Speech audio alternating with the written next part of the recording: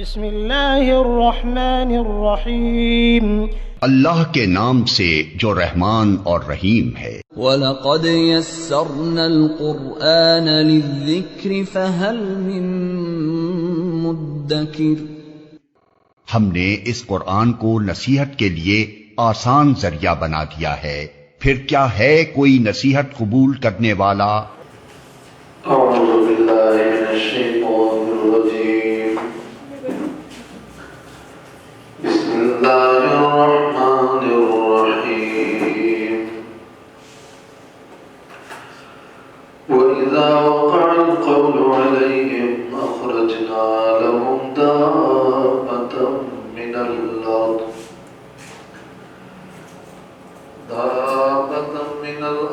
تكلمهم أن الناس كانوا بآياتنا لا يوقنون۔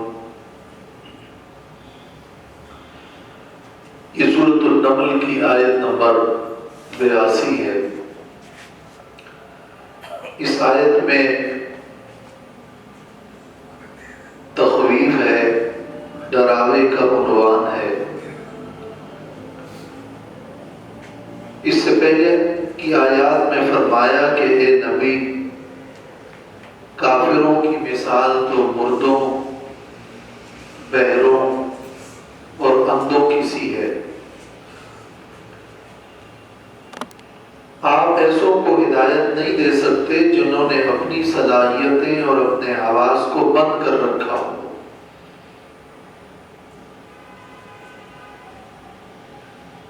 تو اب اس آیت میں ہے کہ وَإِذَا وَقَعَ الْقَوْلُ عَلَيْهِمْ،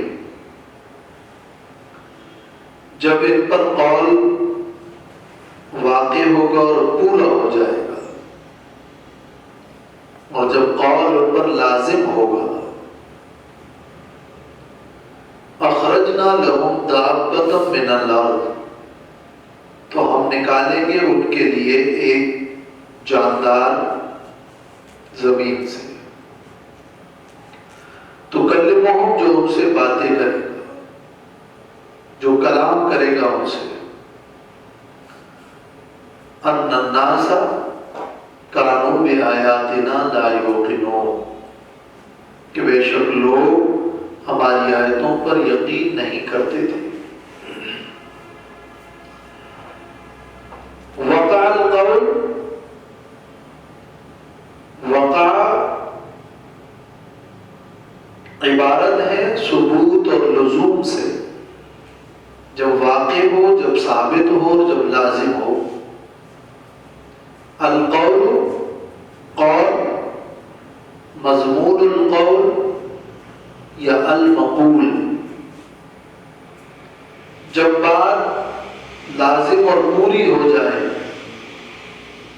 جب قول اور قول کا مضمون واقع اور لازم ہو جائے۔ مطلب کیا ہے؟ مطلب یہ کہ جب عذاب ان پر آئے اور عذاب کا وقت قریب ہو، اور جب ان پر حجت پوری ہو جائے، اور اللہ کا وہ وعدہ عذاب کا پورا ہو جائے جس عذاب کو قول ازلی شامل ہے،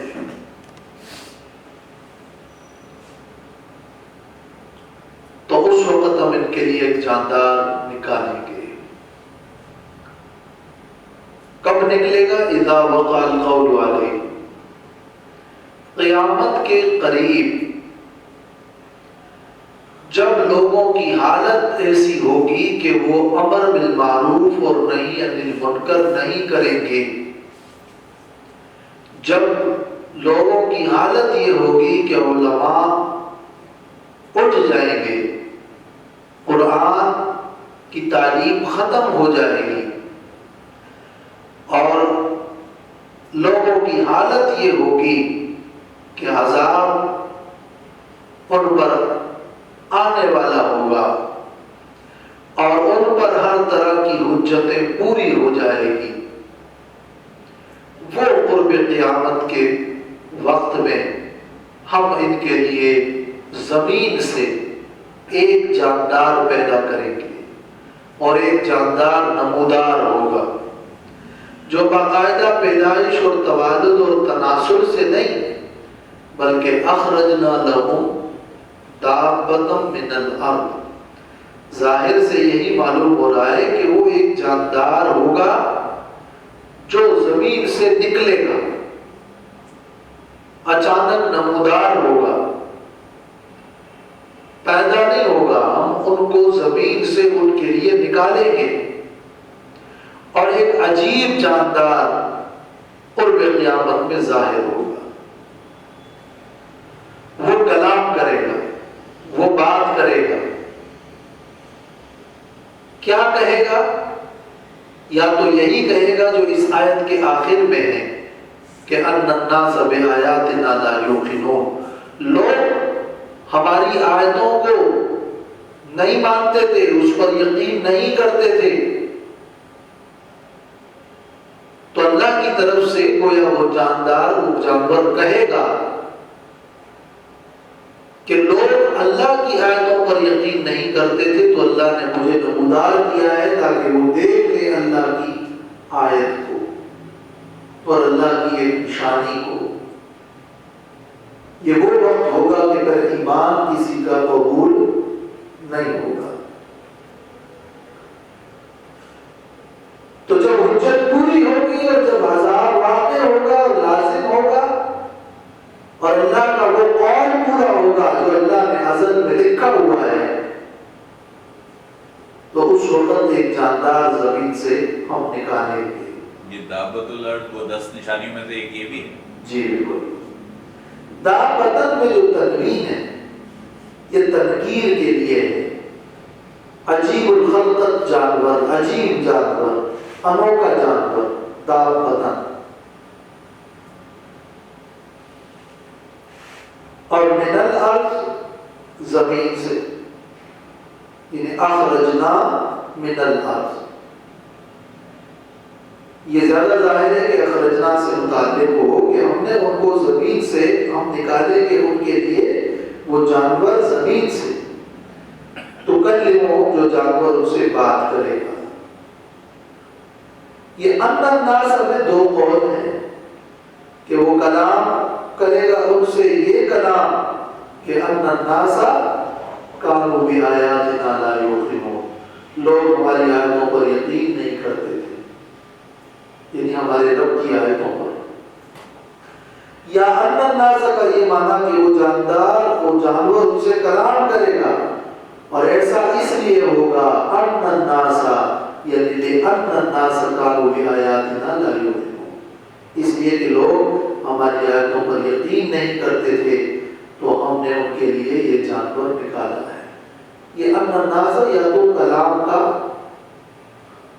بیان ہے کہ وہ کلام یہ ہوگا اور یہ کلام اس جانور کا ہوگا، یا ان الناس یہ علت اور وجہ بیان ہو رہی ہے کہ جانور ہم اس لیے نکالیں گے کہ لوگ ہماری آیتوں پر یقین نہیں کرتے تھے، اور حالت بہت بری ہوگی۔ یہ واحد مسلم شریف کی کتاب الفتن میں ہے کہ اِنَّهَا لَن تَقُومَ حَتَّى تَرَوْنَ قَبْلَهَا 10 آیات، قیامت اس وقت تک قائم نہیں ہوگی جب تک تم 10 نشانیوں کو نہ دیکھ لو۔ اور پھر آپ صلی اللہ علیہ وسلم نے وہ 10 نشانیاں ذکر کی کہ وہ ایک طوفان اور دھواں ہے، ایک دجال ہے، تو تیسرا دابۃ الارض ہے، چوتھا مغرب سے سورج کا طلوع ہونا ہے، پانچواں نزول عیسیٰ ابن مریم ہے، چھٹا یاجوج اور ماجوج ہے، اور 3 خسوف ہیں، خسف بالمشرق و خسف بالمغرب و خسف بجزیرۃ العرب۔ دنسنا ہے زمین میں 3 طرح، مشرق میں ایک دنسنا ہوگا، مغرب میں ہوگا ایک دنسنا، جزیرۃ العرب میں ایک دنسنا ہوگا، اور آخر میں ایک آگ ظاہر ہوگی یمن سے، جو لوگوں کو محشر کی طرف ہٹا کے لے جائے گی۔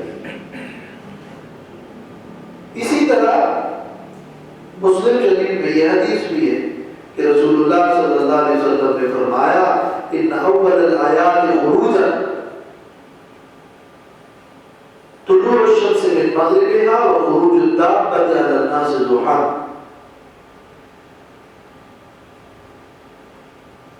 نشانیوں میں سے، قیامت کی نشانیوں میں سے سورج کا مغرب سے نکلنا بھی ہے اور دن چڑھے، دن کے وقت میں دابہ کا نکلنا بھی ہے، لوگوں پر ایک جانور کا نکلنا بھی. اور آپ نے فرمایا کہ یہ دونوں آیتیں ایک دوسرے کے قریب ہوں، جو بھی پہلے ہوگی ان دونوں میں سے، لیکن فالأخرى على إثرها قریب، دوسرا اس کے پیچھے قریب ہی ہوگا. تو یہ کچھ قریب بھی دور میں جب سورج مغرب سے طلوع ہوگا اس کے قریب قریب یہ نشانی ہے. وہ پہلے یا یہ پہلے، لیکن اس کے قریب قریب، اس کے بعد پھر توبہ کی کوئی گنجائش. تو یہ دابۃ الارض کا ذکر احادیث میں صحیحہ میں ملتا ہے کہ آپ نے فرمایا یہ قیامت کی نشانیوں میں سے ایک نشانی ہے. اچھا یہ واحد نہیں لگ رہا ہے دابۃ من الارض؟ دابت کا جو لفظ ہے یہ واحد ہے. تفسیر المعانی میں علامہ علوسی نے لکھا ہے کہ یہ دابہ کا لفظ تو واحد ہے اور وحدت جنس کا بھی ہوتا ہے، تو دو معنوں کی اس میں گنجائش ہے.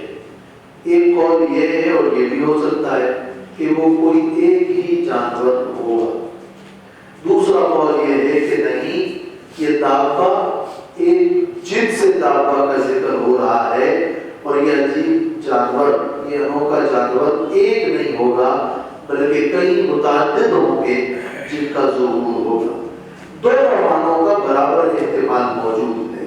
اس لیے دابہ کا لفظ جو ہے یہ جنسیت کے معنی میں بھی ہو سکتا ہے اور یہ دونوں اقوال محتمل ہیں، دونوں کا احتمال موجود ہے. اگر ایک ہوگا تو پھر کہاں ہوگا، کہاں نکلے گا، مطلب کتنے؟ اس دابہ کے بارے میں روح المعانی کی ایک عبارت ہے 21ویں جلد میں صفحہ 313 پر فرماتے ہیں کہ تفسیر بحر المحیط میں کہ اس دابے کی ماہیت اور اس کے شکل میں اور اس کے نکلنے کی جگہ میں اور اس کے خروج کی تعداد میں اختلاف ہے. اختلاف مضطربا معارضا بعضه بعضا، ایسا اختلاف ہے کہ وہ مضطرب ہے، بعض باتیں بعض باتوں سے ٹکراتی ہے. کئی روایات ہیں دابہ کیسے ہوگا، اس کی شکل کیسے ہوگی، وہ کہاں سے نکلے گا، صفا سے نکلے گا، حجیات سے نکلے گا، اس کی شکل میں سر ایسے ہوگا، پاؤں ایسے ہوگا، وہ کلام کیسے کرے گا. کئی باتیں اور کئی روایات ہیں. تعداد کیا ہوگی؟ تفسیر بحر المحیط میں ہے کہ فَأَطْرَحْنَا ذِكْرَهُ لِأَنَّ نَقْلَهُ تَسْوِيرٌ لِلْوَرْقِ بِمَا لَا يَصِحُّ وَتَزْيِيرٌ لِزَمَانِ نَقْلِهِ. ہم ان ساری بحث میں نہیں پڑھتے اور اس کو چھوڑ دیتے ہیں اس لیے کہ اس سے صرف وقت بھی ضائع ہوگا اور کاغذ سیاہ ہوگا اور اس کے نقل کرنے کا کوئی فائدہ نہیں، اس لیے کہ وہ روایات صحیح ہیں. پھر وہ علماء والے لکھتے ہیں کہ وہ کلام الحق، یہ بات بالکل صحیح کہی ہے، مگر ہم ان میں سے چند روایات ہم نے کچھ ذکر اس لیے کیا ہے تاکہ ان لوگوں کی بھی خواہش پوری ہو جائے جو کچھ معلومات حاصل کرنا چاہتے ہیں. ورنہ روح المعانی نے لکھا ہے اور یہ بات اتنی پتہ ہے کہ قرب قیامت کی نشانیوں میں سے ایک نشانی ہے، زمین سے ایک جانور نکلے گا، وہ ایک انوکھا جانور ہوگا اور یہ آخری دور میں ہوگا، طلوع شمس من المغرب کے دور کے قریب قریب ہوگا. بس یہ اتنا ہمیں پتا ہے. یہ کہ ایک ہے یا کئی ہے، شکل کیا ہے، ماہیت کیا ہے اور کہاں سے نکلے گا، اس کے بارے میں کوئی خبر صحیح سے ہمیں کوئی پتہ نہیں ہے اور اس کا علم کوئی لازمی اور ضروری بھی نہیں، یہ نہیں بتایا گیا. قیل اور روایات تو بہت ہیں مگر مستند اور صحیح روایات اس میں نہیں ہے. لہذا اس بحث میں نہیں پڑھنا چاہیے، ورنہ تو دابۃ من الارض سے بعض لوگوں نے ایک یہ بھی مراد لیا کہ اس سے کوئی انسان مراد ہے، اور یہ نشانی ہوگی کہ جب قول پورا ہوگا تو ہمیں ایک انسان پیدا کریں گے جو لوگوں سے بات کرے. انسان کو جانور کہنا تو بعید ہے نا، پھر وہ ایسا انسان ہوگا کہ اس کی دم ہوگی اور داڑھی بھی ہوگی. اس قسم کی الٹی سیدھی روایات ہے، وہ اس پر امام قرطبی نے اپنی تفسیر میں سخت رد لکھا ہے. تو دابۃ من الارض ایک دابہ جو زمین سے ہوگا، یا ایک دابہ جو ہم نکالیں گے زمین سے، اور یہ اس وقت ہوگا جب قول پورا ہوگا. عبداللہ بن مسعود رضی اللہ تعالیٰ عنہ سے مروی ہے کہ یقول بموت العلماء وذهاب العلم ورفع القرآن وروي أن خروجها حين ينقطع الخير. یہ اس وقت ہوگا جب علماء مر جائیں گے، علم ختم ہو جائے گا، قرآن اڑ جائے گا، اور جب خیر سے کے معاملات بالکل منقطع ہو جائیں گے، یہ وقال قول ہے، تو پھر ایک دابہ نکلے گا. قیامت کی نشانیوں میں سے ایک نشانی ہے. وَإِذَا وَقَعَ الْقَوْلُ عَلَيْهِمْ، اور جب پوری ہو جائے گی بات ان پر، حجت پوری ہو جائے گی، یا غضب و عذاب واجب ہوگا. أَخْرَجْنَا لَهُمْ دَابَّةً مِّنَ الْأَرْضِ، تو ہم نکالیں گے ان کے لیے ایک جانور زمین سے، تُكَلِّمُهُمْ جو ان سے بات کرے گا، أَنَّ النَّاسَ بِآيَاتِنَا كَانُوا بِآيَاتِنَا لَا يُؤْمِنُونَ، اس لیے کہ لوگ ہماری آیتوں پر یقین نہیں کرتے تھے. وَيَوْمَ نَحْشُرُ مِنْ كُلِّ أُمَّةٍ فَوْجًا مِّمَّن يُكَذِّبُ بِآيَاتِنَا فَهُمْ يُوزَعُونَ. اور جس دن کہ ہم جمع کریں گے ہر امت سے ایک جماعت ان میں سے جو ہماری آیتوں کو جھٹلاتے تھے، فَهُمْ يُوزَعُونَ، بس انہیں روکا جائے گا یا بس انہیں تقسیم کیا جائے گا. جس دن کے ہر امت سے ہم ایک فوج جمع کریں گے، حشر کریں گے ہر امت سے، انبیاء علیہ السلام کی امتوں میں سے ہر امت سے ایک فوج جمع کریں گے، یعنی ایک جماعت، ایک کثیرہ جمع کریں گے، ایک بڑی جماعت.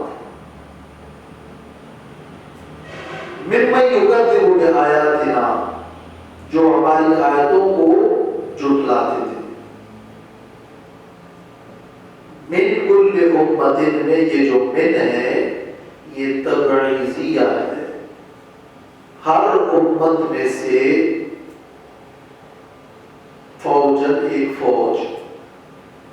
فوج کا مطلب جماعت کثیرہ، ایک بڑی جماعت، پوری امت میں سے ایک بڑی جماعت. چونکہ انبیاء علیہ السلام کی جو امتیں ہیں ان میں کچھ ماننے والے ہیں جو امت اجابت ہیں، کچھ منکرین ہیں جو امت دعوت ہے. تو ہم ہر امت سے ایک بڑی جماعت ان کو جمع کریں گے جو نہ ماننے والے ہوں گے. ممن یکذب بآیاتنا، اس میں جو من ہے یہ بیانیہ ہے، اس فوج کا بیان ہے کہ وہ بڑی جماعت ہر امت سے، وہ بڑی جماعت ہم جمع کریں گے جو بڑی جماعت ہماری آیتوں کی تکذیب کرتی تھی. تو یہ ممن یکذب بآیاتنا میں جو من ہے یہ بیانیہ ہے، اور من کل امت میں جو من ہے یہ تبعیضیہ ہے. ہم جمع کریں گے ہر امت سے ایک بڑی جماعت ان لوگوں کی جو ہماری آیتوں کو جھٹلاتے تھے. اور یہ بھی ہو سکتا ہے کہ یہ ممن یکذبون میں جو من ہے یہ بھی تبعیضیہ ہو، تو پھر معنی یہ ہوگا کہ یاد کرو اس دن کو اور یاد دلاؤ ان کو وہ دن جس دن ہم ہر امت سے ایک بڑی فوج جمع کریں گے ان لوگوں میں سے جو ہماری آیتوں کو جھٹلاتے تھے، ان جھٹلانے والوں میں سے بھی ایک بڑی جماعت رؤسائے کفار کی، متبوعین کی، سرداران کفر کی ہم جمع کریں گے، فَهُمْ يُوزَعُونَ، پس پھر ان کی درجہ بندی کی جائے گی، انہیں تقسیم کیا جائے گا اور ان کو روکا جائے گا۔ اسی سورہ نمل کی آیت نمبر 17 میں جب فَهُمْ يُوزَعُونَ کا لفظ گزرا تھا تو ہم نے اس کی لغوی تحقیق کی تھی کہ اس یوزعون کی دو معنی ہیں، ایک معنی روکنا ہے اور دوسرا معنی اس کا ہے تقسیم کرنا۔ تو ایک معنی یہ ہے کہ فَهُمْ يُوزَعُونَ یعنی فَهُمْ يُحْبَسُونَ، يُحْبَسُ أَوَّلُهُمْ عَلَىٰ آخِرِهِمْ حَتَّى يَتَلَاحَقُوا وَيَجْتَمِعُوا فِي مَوْقِفِ التَّوْبِيخِ وَالْمُنَاقَشَةِ وَفِيهِ مِنَ الدَّلَالَةِ عَلَىٰ كَثْرَةِ عَدَدِهِمْ وَتَبَاعُدِ أَطْرَافِهِمْ۔ تفسیر روح المعانی۔ پس ان کو جمع کیا جائے گا، روکا جائے گا، یعنی ان جماعت کی پہلی جماعت کو روکا جائے گا تاکہ پچھلی جماعت آ کر ان سے ملے اور پھر ایک ہی میدان میں ان کو جمع کیا جائے۔ اور یہ بیان اس لیے ہو رہا ہے کہ یعنی ان کی تعداد زیادہ ہو، وہ ان کے اطراف اتنے دور ہوں گے کہ ایک ایک جماعت کو لا کر روکا جائے گا۔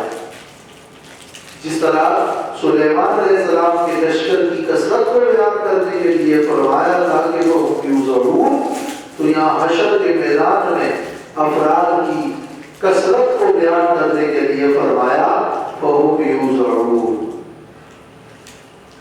حشر ہوگا، مکذبین کی ایک فوج کا ہوگا، ہر امت سے ہوگا اور ان کو روکا جائے گا۔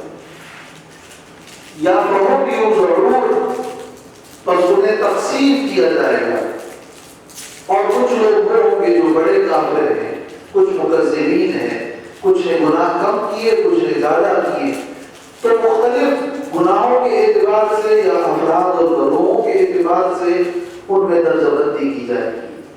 تو فَهُمْ يُوزَعُونَ کا یہ دوسرا۔ کوئی اس طرح کی کوئی حدیث ہے کیا کہ خصوصی ہے شاید کہ حضرت اللہ تعالیٰ حضرت آدم سے کہیں گے کہ جہنم کے لیے لوگوں کو نکالو، تو حضرت آدم سوال کریں گے کتنے، تو اللہ تعالیٰ کہیں گے ہر 1000 میں سے 999۔ جی ایسی اس معنی کی ایک روایت موجود ہے۔ فَهُمْ يُوزَعُونَ،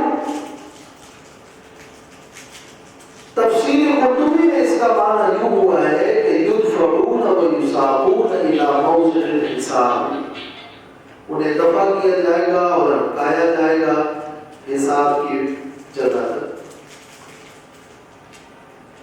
وَيَوْمَ نَحْشُرُ مِنْ كُلِّ أُمَّةٍ فَوْجًا مِّمَّن يُكَذِّبُ بِآيَاتِنَا فَهُمْ يُوزَعُونَ۔ اور یاد کرو وہ دن کہ جب ہم جمع کریں گے ہر امت سے ایک بڑی جماعت ان میں سے جو جھٹلاتے تھے ہماری آیتوں کو، فَهُمْ يُوزَعُونَ، پس انہیں روکا جائے گا، پس انہیں تقسیم کیا جائے گا۔ حَتَّى إِذَا جَاءُوا قَالَ أَكَذَّبْتُمْ بِآيَاتِي وَلَمْ تُحِيطُوا بِهَا عِلْمًا، یہاں تک کہ جب وہ آ جائیں گے، جب وہ آئیں گے تو فرمائے گا اللہ ان سے اَكَذَّبْتُمْ بِآيَاتِي، کیا تم نے جھٹلایا تھا میری آیتوں کو، وَلَمْ تُحِيطُوا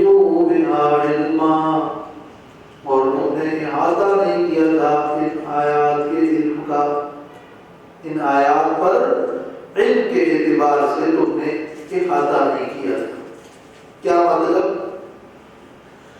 تم نے آیتوں کو پہچانا ہی نہیں تھا جس طرح اس کو پہچاننے کا حق تھا، اور بغیر علم کے تم نے ان آیتوں کو جھٹلایا۔ الناس اعداء بما جہلوا، لوگ اس کے دشمن ہوتے ہیں جس سے جاہل ہوتے ہیں۔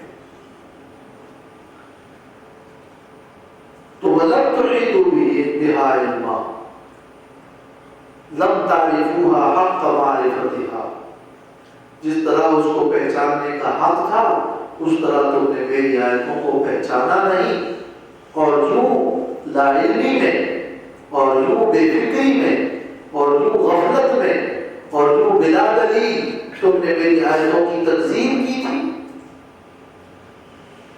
یا وَلَمْ تُحِيطُوا بِهَا عِلْمًا، یعنی لَمْ تُحِيطُوا عِلْمًا بِبُطْلَانِهَا،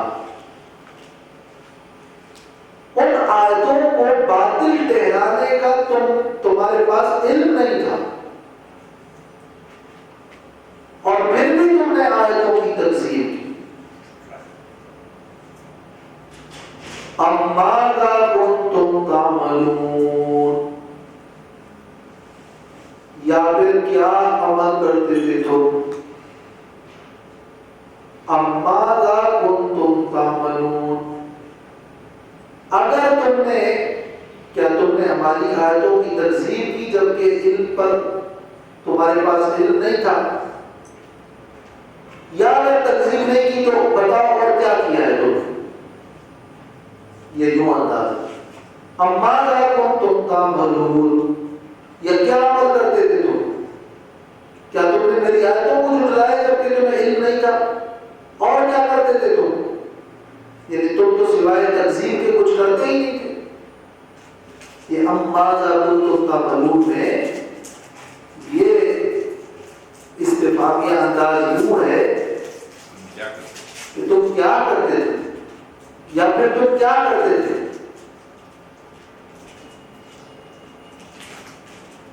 یا بمانا بل، یہ ایک نیا سوال، نئی توبیخ ہے، اور یہ ایک توبیخ سے دوسری توبیخ کی طرف، یعنی ایک ڈانٹ سے دوسری ڈانٹ کی طرف انتقال ہو رہا ہے۔ ایک پوچھا یہ جا رہا ہے کہ تم نے میری آیتوں کو جھٹلایا جبکہ علم ہی نہیں تھا، عقیدے میں تو تم نے یہ حرکت کی، بلکہ تم کیا عمل کرتے تھے؟ عمل بتاؤ کہ تم عمل کیا کرتے تھے؟ تو گویا ایک انداز توبیخ ہے عقیدے سے متعلق اور دوسرا ہے عمل سے متعلق، اور یہ بل بمانا بل، اس کو منقطعہ کہتے ہیں، تو یہ گویا دو توبیخات ہو گئی۔ اکذبتم بآیاتی ولم تحیطوا بها علما، کیا تم نے میری آیتوں کو جھٹلایا اور احاطہ نہیں کیا اس پر علم کا، علم کے اعتبار سے؟ یا پھر تم کیا عمل کرتے تھے، بلکہ تم کیا عمل کرتے تھے؟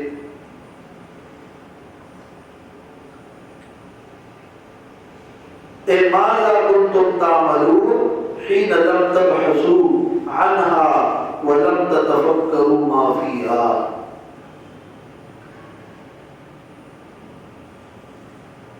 تفسیر قرطبی میں ہے کہ یہ تقریر اور توبیخ ہے کہ تمہارا کیا عمل تھا، تم نے اللہ کی کتاب میں آیات میں تم نے غور و فکر نہیں کیا۔ آیات سے معجزات بھی مراد ہو سکتے ہیں، کائنات کی نشانیاں بھی مراد ہو سکتی ہیں، لیکن روحانی میں ہے کہ زیادہ فٹ یہ ہے کہ آیات تنزیل مراد، قرآنی آیات مراد ہو۔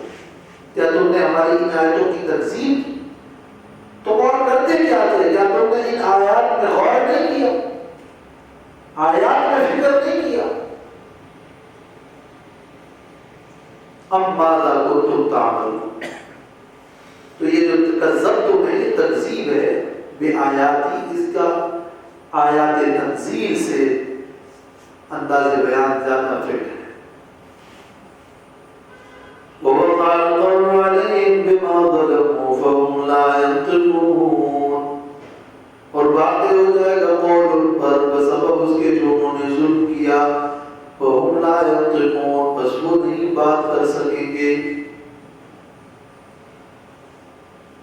پر جو حجت تمام ہوا ہے وہ اپنی صفائی میں کوئی حجت پیش نہیں کر سکے گے.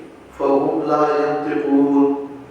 یہ وقال قول وہی والا ہے جو وہی والا ہے جو سب وہ وقال قول والے یہ کوئی استعارہ ہے.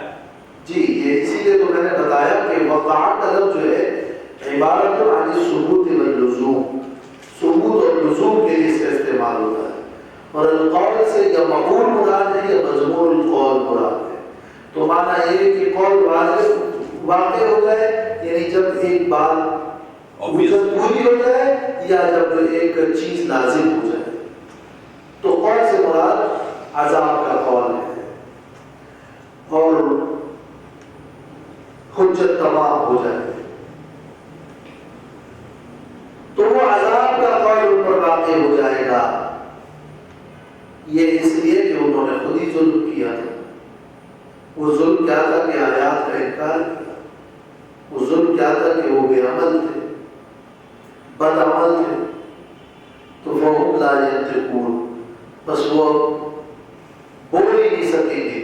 اب اس سوال کا ان کے پاس کوئی جواب نہیں ہوگا اور اپنے نفس پر جو حجت ہے اس کی صفائی میں وہ کچھ کہہ نہیں سکیں گے بلکہ ان کے منہ پر تو مہریں لگی ہوگی اس طرح دوسری آیات میں.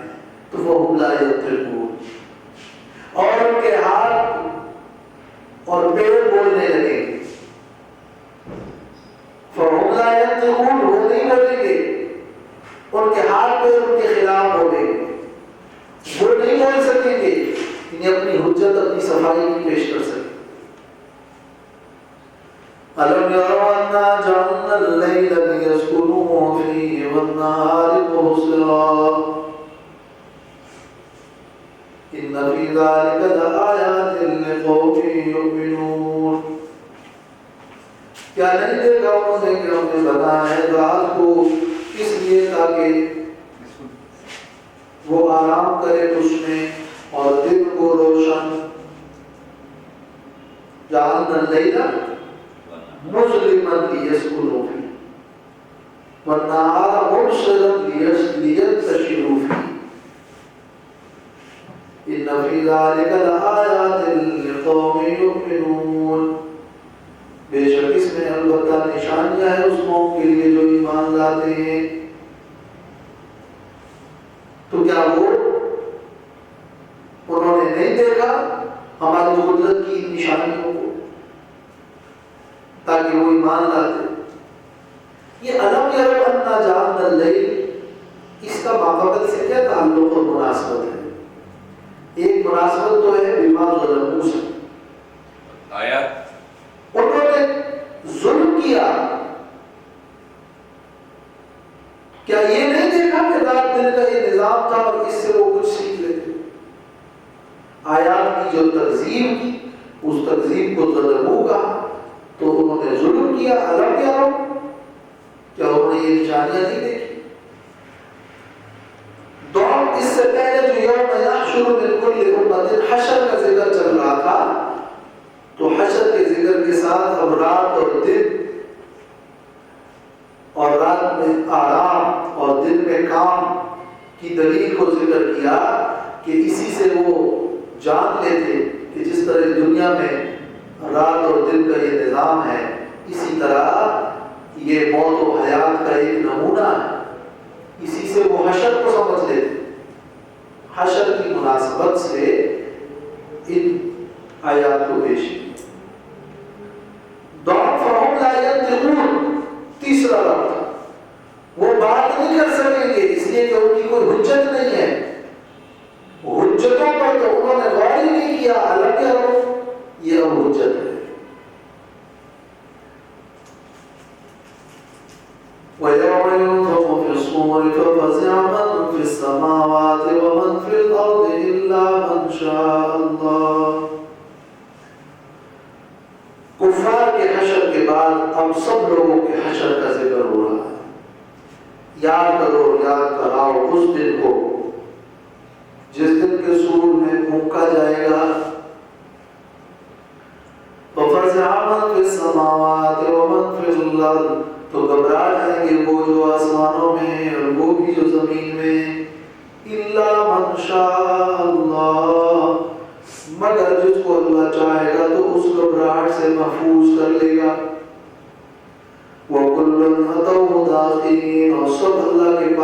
گے عاجزاً، سب آئیں گے اللہ کے پاس عاجزی کے ساتھ. داخلین، دخلہ کے لفظ کے اندر عاجزی اور ذلت اور حقارت کا معنی ہے. داخلین یعنی عاجزین، صاغرین، اذلہ. ان کل من فی السماوات والارض الا آتی الرحمن عبدا. سورۃ مریم. زمین و آسمان کی سب مخلوق اللہ کے تابع ہے. تو جس دن سور میں پھونکا جائے گا زمین و آسمان کے سب لوگ گھبرائیں گے، مگر جن کو اللہ چاہے گا بچائے گا، اور سب اللہ کے سامنے حاضر ہوں گے اور سب کا حشر ہوگا. سور کیا ہے؟ ترمذی میں عبداللہ ابن عمرو بن العاص رضی اللہ تعالیٰ عنہ سے مروی ہے کہ وہ فرماتے ہیں کہ ایک اعرابی نبی کریم صلی اللہ علیہ وسلم کی خدمت میں حاضر ہوا اور کہا مسور، سور کیا ہے؟ آپ نے فرمایا قرن ينفخ فیہ، یہ ایک سینگ ہے جس میں پھونکا جائے گا. قرن ينفخ فیہ، ایک بغل، ایک سینگ، اور اس کی مثل کی ایک چیز ہے جس میں پھونک ماری جائے گی. یہ تو ہے سور. حضرت ابو سعید خدری رضی اللہ تعالیٰ عنہ سے روایت ہے، وہ نقل کرتے ہیں کہ نبی کریم صلی اللہ علیہ وسلم نے فرمایا کیف انعم وصاحب السور قد التقم القرن واستمع الاذن واستمع الاذن متى یؤمر بالنفخ. کیسے میں خوش ہوں جبکہ سور والا فرشتہ وہ سینگ کو ہاتھ میں لیے کھڑا ہے اور اس نے کان لگایا ہوا ہے. کب اسے پھونکنے کا حکم ہوگا؟ تو آپ صلی اللہ علیہ وسلم کی یہ بات صحابہ کرام پر بڑی بھاری ہوئی تو آپ نے فرمایا کہ قولوا حسبنا اللہ ونعم الوکیل، کہو حسبنا اللہ ونعم الوکیل. تو یہ سور گویا کہ ایک بغل نما ایک چیز ہے، ایک سینگ ہے جو فرشتہ اسرافیل نے اس کو پکڑا ہوا ہے اور اس میں پھونک ماری جائے گی. اور وہ ابھی بھی منتظر کھڑا ہے، ابھی بھی منتظر کھڑا ہے، اور یہ سور پیدا کیا جا چکا ہے. احادیث مبارکہ سے اس کا یہ معنی مروی ہے. سور میں پھونکا جانا ہے جو جس کو نفخہ کہتے ہیں. یہ نفخات، یہ نفخات، یہ پھونکنا، یہ 2 بار ہے یا 3 بار، بلکہ اور 4 بار کبھی. ایک ہے نفخۃ الفزع، گھبراہٹ کی پھونک. ایک ہے نفخۃ الصعق، مر جانے والی پھونک. اور ایک ہے نفخۃ البعث، دوبارہ، یا نفخۃ القیام، دوبارہ اٹھانے والا پھونک. تو 3 نفخات ہیں. سور میں پھونکا جائے گا لوگ گھبرا جائیں گے، سور میں پھونکا جائے گا لوگ سب ختم اور مر جائیں گے، سور میں پھونکا جائے گا تو لوگ پھر دوبارہ اٹھائے جائیں گے. امام قرطبی نے لکھا ہے کہ صحیح بات یہ ہے کہ نفختیں 2 ہیں. ایک میں پھونکا جائے گا تو سب لوگ مر جائیں گے اور ختم ہوں گے، دوسرے میں دوبارہ پھونکا جائے گا تو لوگ اٹھیں گے.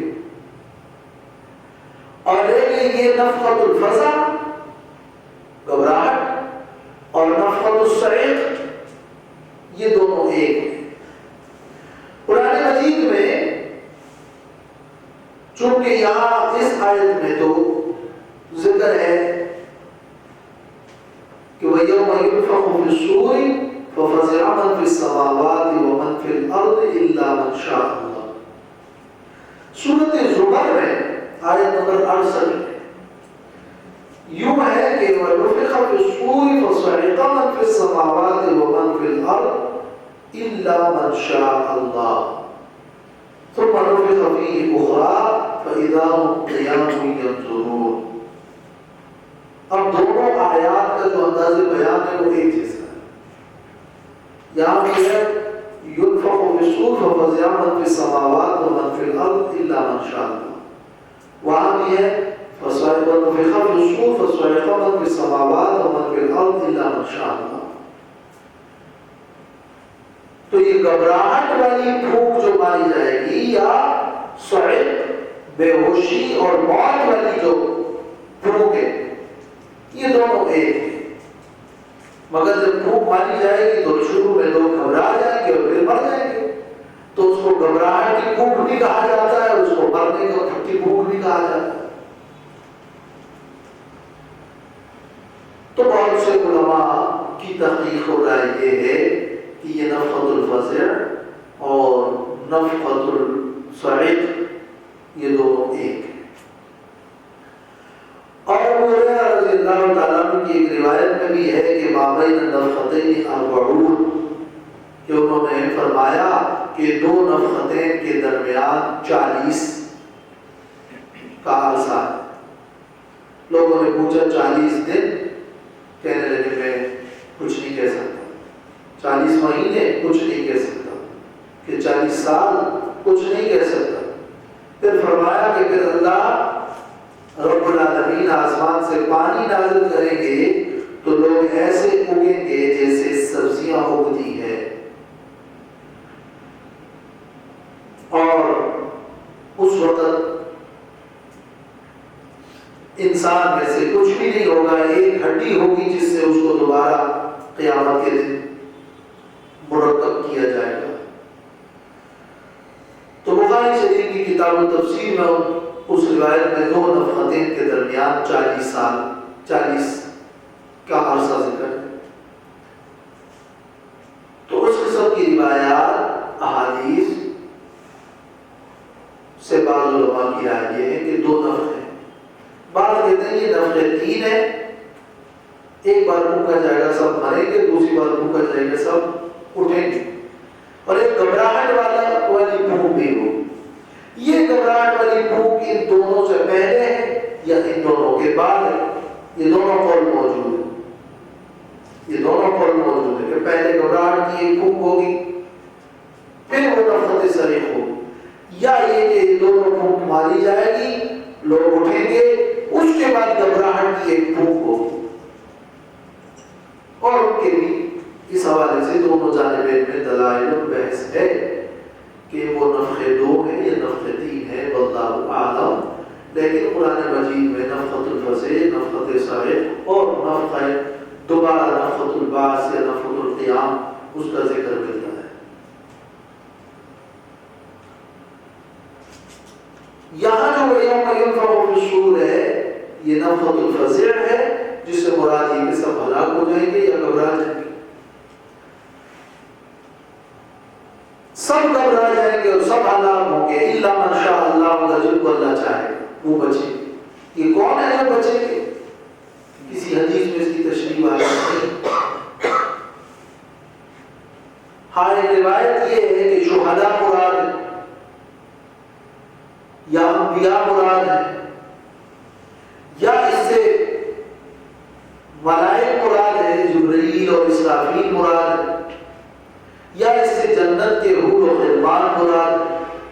یہ سب اقوال موجود ہیں، ہم قطعی طور پر کسی کو متعین نہیں کر سکتے۔ جن کو اللہ چاہے تو محفوظ کرے گا، بس اللہ نے فرما دیا الا من شاء اللہ۔ اگر یہ گھبراہٹ والی ہے تو گھبراہٹ سے محفوظ ہو جائیں گے، اگر اس سے مراد موت ہے تو موت کے بارے میں تو یوں ہے کہ سب مریں گے، سب کو مار دیں گے۔ تو کل من علیہا فان یا کل ہالک الا وجہہ، یا اللہ فرمائے گا لمن الملک اليوم، اس سے تو معلوم ہوتا ہے کہ سب مریں گے۔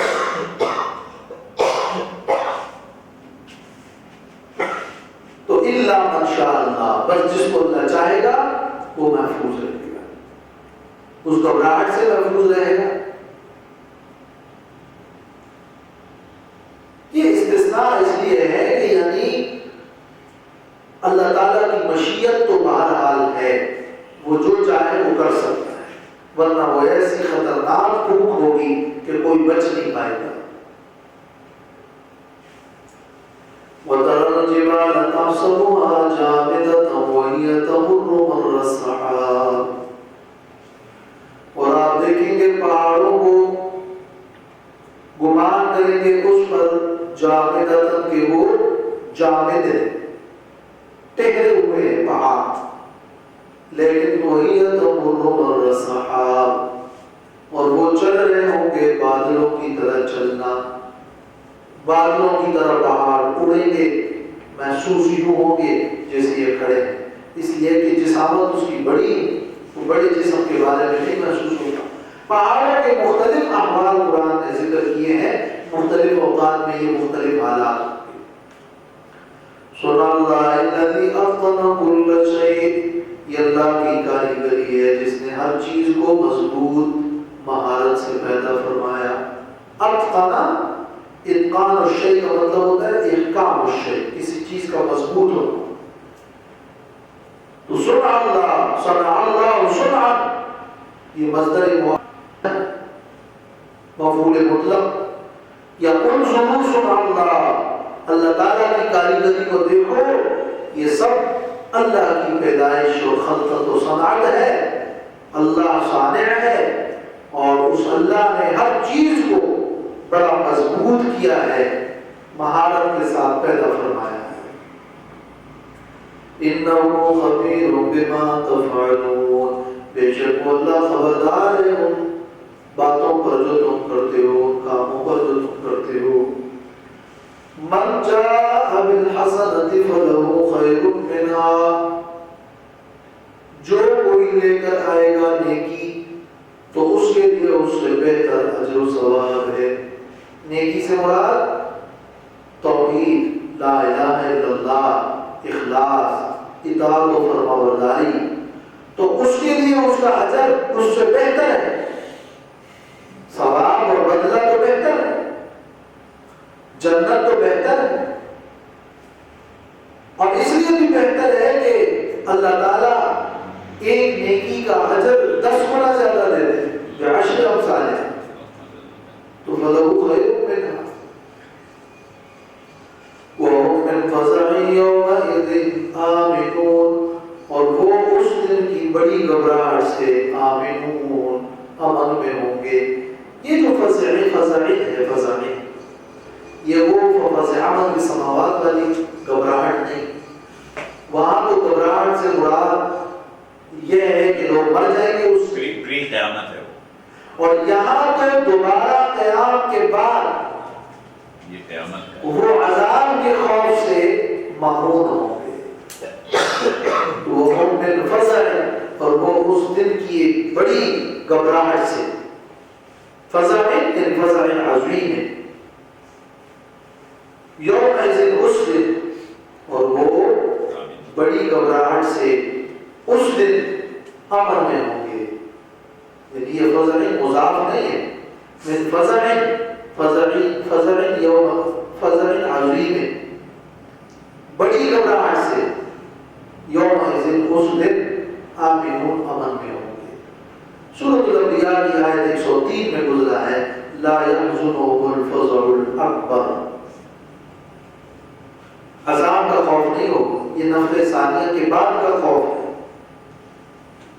وَمَنْ جَاءَ بِالسَّيِّئَةِ فَكُبَّتْ وُجُوهُهُمْ فِي النَّارِ، اور جو لے کر آئے گا بدی کو، شرک کو، کفر کو، فَكُبَّتْ وُجُوهُهُمْ فِي النَّارِ، تو اونٹے انہیں ڈالا جائے گا آگ میں. هَلْ تُجْزَوْنَ إِلَّا مَا كُنْتُمْ تَعْمَلُونَ، تمہیں بدلہ نہیں دیا جائے گا مگر اس کا ہی جو تم عمل کرتے تھے. سزا تو پھر اتنی ہی ہے، اور نیکی کا اجر تو فلہ خیر منہا. اب سورت کے آخر میں فرمایا ہے نبی آپ کہہ دیجئے، یہ تو بیان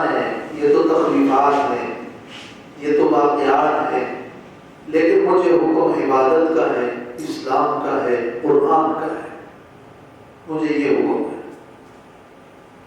اب جو میری بات مانے گا، عبادت کرے گا، اسلام لائے گا، تابع بنے گا، قرآن کی دعوت مانے گا، تو وہ ہدایت پر خود کو کرے گا، اس کا اپنا فائدہ ہے۔ نہیں تو میرا کام یہ کہ میں تمہیں ڈرا رہا ہوں، میرا کام تو تبلیغ ہے۔ انما امرت ان اعبد رب هذه البلدہ، بے شک مجھے حکم دیا گیا ہے اس بات کا کہ میں عبادت کروں اس گھر کے رب کی، الذی حرمہا، جس رب نے اس گھر کو، اس شہر کے رب کی، جس نے اس شہر کو تعظیم بخشی ہے، حرمت والا بنایا ہے۔ حرمہا تحریم اور حرمت اور تعظیم مراد ہے۔ بخاری شریف کی کتاب الحج میں ہے، ان ھذا البلد حرمہ اللہ لا يعضد شوكه ولا ينفر صيده ولا يلتقط لقطته الا من عرفها۔ یہ شہر ہے جس کو اللہ نے حرمت بخشی ہے، اس کے درخت کے کسی کانٹے کو نہیں کاٹا جائے گا اور اس کے شکار کو نہیں ڈرایا جائے گا، اس کے لقطے کو نہیں اٹھایا جائے گا، مگر اس لیے کہ مگر وہی اٹھائے گا جو اس کا اعلان کرے گا۔ وَلَهُ كُلُّ شَيْءٍ، اور اللہ کے لیے ہر چیز ہے، وہ مالک ہے۔ وَأُمِرْتُ أَنْ أَكُونَ مِنَ الْمُسْلِمِينَ، اور مجھے حکم دیا گیا ہے کہ ہو جاؤں میں مسلمانوں تابعداروں میں سے۔ وَأَنْ أَتْلُوَ الْقُرْآنَ، اور مجھے حکم دیا گیا ہے کہ میں قرآن پڑھوں۔ قرآن کی تلاوت سے علوم کے خزانے بھریں گے، روحانیت اور تسلی ملے گی، اور قرآن پڑھوں تم پر قرآن کی دعوت۔ اتلو القرآن کا ایک معنی یہ ہے کہ میں خود قرآن پڑھوں، دعوت میں آسانی کی، لیکن وَأَنْ أَتْلُوَ الْقُرْآنَ عَلَيْكُمْ، قرآن کو دعوت کے اور دعوت ارشاد کے انداز میں بکثرت اور بار بار اس کی قراءت میں تم پر کروں۔ وَمَنِ اهْتَدَىٰ فَإِنَّمَا يَهْتَدِي لِنَفْسِهِ، اور جو ہدایت پا جائے تو اس نے اپنے فائدے کے لیے وہ ہدایت پر ہوا۔ وَمَنْ ضَلَّ، جو گمراہ ہوا، فَقُلْ، تو کہہ دیجئے، إِنَّمَا أَنَا مِنَ الْمُنذِرِينَ، بے شک میں ڈرانے والا ہوں، میں ڈرانے والوں میں سے ہوں۔ فَإِنَّمَا عَلَيْكَ الْبَلَاغُ وَعَلَيْنَا الْحِسَابُ، سورۃ الرعد۔ وَقُلِ الْحَمْدُ لِلَّهِ سَيُرِيكُمْ آيَاتِهِ فَتَعْرِفُونَهَا، اور کہہ دیجئے تمام تعریفیں اللہ کے لیے ہے۔ یہ توحید ہے، توحید کا حاصل، اور تمام تعریفیں اللہ کے لیے ہے کہ توحید کے کمالات بیانات پورے ہوئے۔ سَيُرِيكُمْ آيَاتِهِ، قریب اللہ تمہیں ضرور دکھائے گا اپنی نشانیاں۔ فَتَعْرِفُونَهَا، تو تم اس کو پہچان لو گے۔ نشانیوں سے کیا مراد ہے؟ سَنُرِيهِمْ آيَاتِنَا فِي الْآفَاقِ وَفِي أَنفُسِهِمْ، انفس و آفاق کی نشانیاں اللہ دکھاتا ہے۔ یہ تو دنیا میں یا انشقاق قمر اور دخان اور یا بدر کے واقعات، یہ سب نشانیاں ہیں جو اللہ نے دنیا میں دکھائی، اور اللہ نے فرمایا تھا کہ میں یہ نشانیاں تمہیں دکھاؤں گا، اور وہ نشانیاں اللہ نے ظاہر کر دی۔ اور اگر آخرت میں دکھانا ہے تو آخرت میں اللہ تمہیں ضرور یہ نشانیاں دکھائے گا۔ فَتَعْرِفُونَهَا، تو پھر تم اس کو جان لو گے کہ دنیا میں جو کہا گیا تھا وہ سچ ہے۔ فَتَعْرِفُونَهَا عَلَى مَا قَالَ فِي الدُّنْيَا، دنیا میں جو کہا گیا تھا اس کے مطابق تم اس کو پہچان لو گے۔ ضرور اللہ تمہیں اپنی نشانیاں دکھائے گا، قیامت بھی ہو سکتی تو تم ان نشانیوں کو پہچان لو گے. یعنی جب عذاب آئے گا یا جب چاند کے ٹکڑے ہوا یا جب بدر میں کفار مرے اللہ اپنی نشانیاں دکھائے گا تم پہچانو گے تم دیکھو گے. یا آخرت میں وہ نشانیاں جب تم آخرت کو دیکھو گے تو تم پھر جان لو گے اور پہچان لو گے ان نشانیوں کو کہ یہ جو بیان ہوا تھا وہ حق تھا. تبھی تو منہ پر وَمَا رَبُّكَ بِغَافِلٍ عَمَّا تَعْمَلُونَ اور نہیں ہے تیرا رب بے خبر ان اعمال سے جو تم کرتے ہو. اللہ غافل نہیں ہے. اس جملے میں وعید کا پہلو بھی ہے اور تمہارے تمام اعمال سے اللہ باخبر ہے تو ترغیب دی جا رہی ہے.